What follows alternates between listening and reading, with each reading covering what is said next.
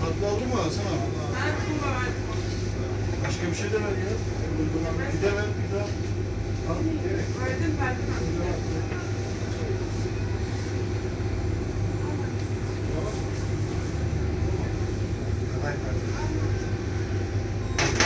Ne kadar olsun?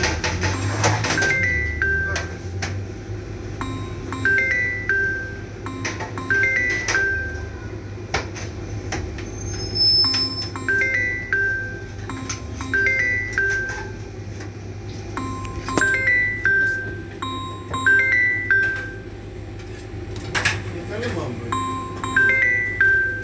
Bakayım bir bak.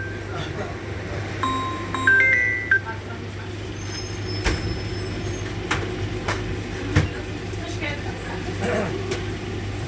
Ama ne olacak size? Tamam mı olacak? Az.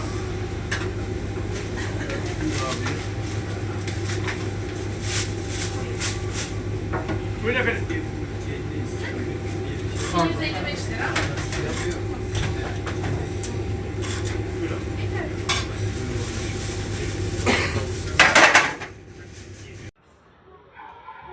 Baba şey mi? 10 numara çek. Şey mi?